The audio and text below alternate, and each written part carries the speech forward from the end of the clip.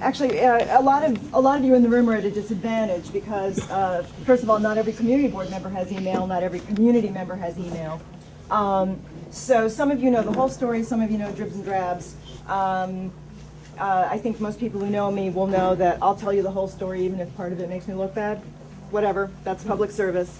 A couple of comments about my going to the press.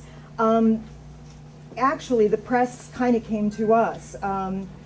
When I received a copy of this December 5 letter from Vinnie and Jerry supporting the council members' letter asking for a specific remedy, which is a problem because we had just voted somewhat of a matter of days before to not promote a specific remedy. We had voted to keep DOT on the hook to come up with a proper solution. And so, you know, especially in light of actual board process, this is why I found it disturbing. I got the December 5 letter, and the substance of it was that that it specifically supported the council members' letter in asking for a specific solution, which we had discussed at the previous board meeting and agreed by a vote, a majority vote, that we would not do. So this letter was in fact contradicting a stated board position. I can appreciate that in the event of a lack of a board position, for example, with a ULURP action pending where there's a clock ticking, sometimes it might actually be very necessary for the executive committee to come together and take some position so that the board can be heard in some fashion rather than not at all. So, but that is not the case that happened here. This letter specifically notes a reversal of what we had discussed. And the letter, which I had actually intended to just keep quiet on and enjoy my holidays and then come here tonight to discuss it, the Brooklyn Daily Eagle reported on the letter and included a copy of it in the article. The Brooklyn Daily Eagle article is dated, well, published online December 11. And the name of the article is Abate Esposito of Board 1, support Yaski's proposal, but seek more. I thought, okay, you can do that as an individual. We all have free speech. But then the first paragraph says, Chairman Vincent Abate, Community Board 1, Northern Brooklyn, recently announced that the board supports Councilman Yaski's proposal made to DOT Borough Commissioner to seek an urgent solution to the chaos created by the bike lanes along Kent Avenue. The Hasidic community in particular has objected to the lanes.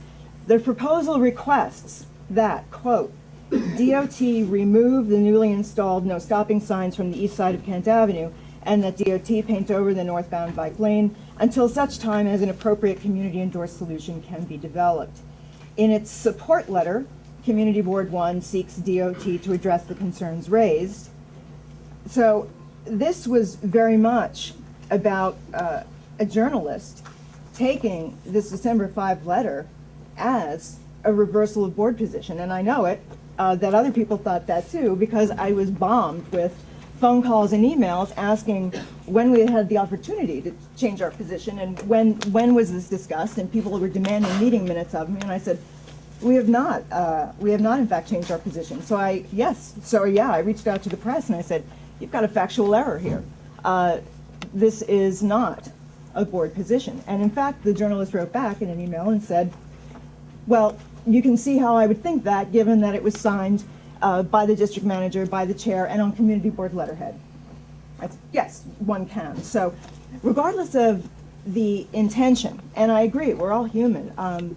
Sometimes there's so much to do, we're volunteers, and we don't always look at what we're doing objectively enough to realize that there might actually be another message in a communication, one that is not intended.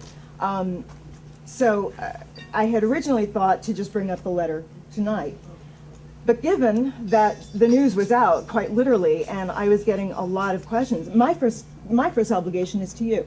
My first obligation is to the community and to the truth.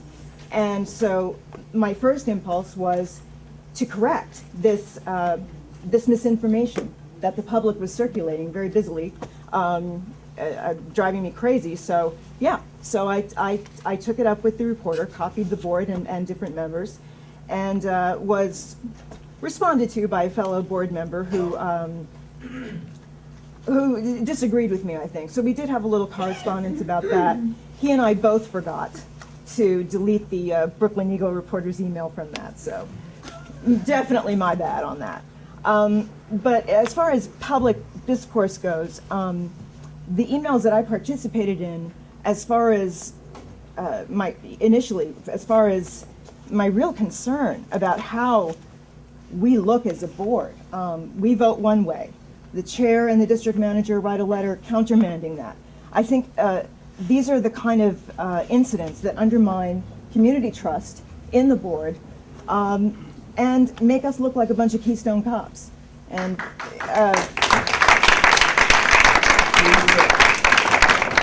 in conclusion, as I said, I don't think the chair and the district manager saw it as completely countermanding. And I think... Well, no. My point that I'm making is that it was interpreted by an objective reporter as countermanding our stated position.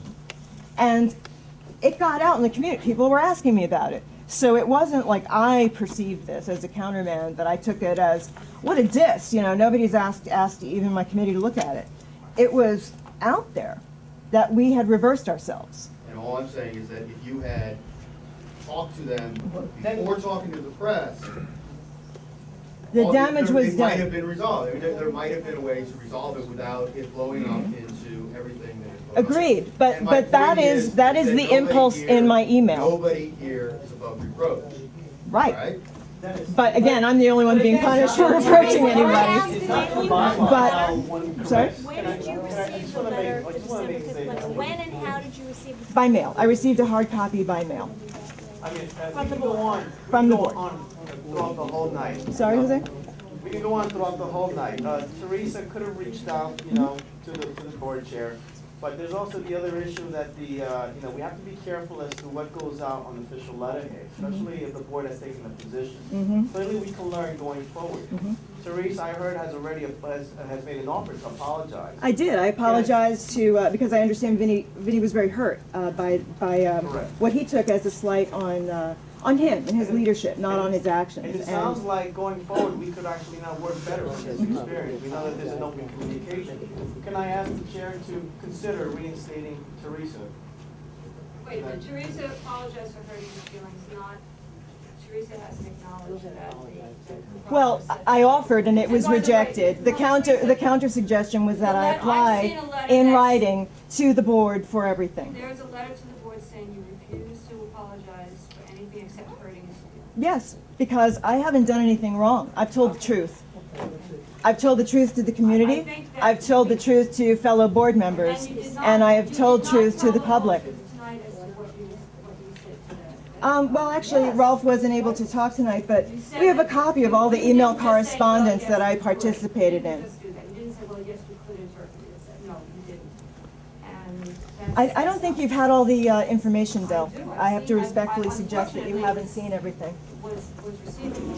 Can I say a few words? Jose asked a question of the chair, and Del answered that. I know, I have my hand up Del forever. has no authority to in this case.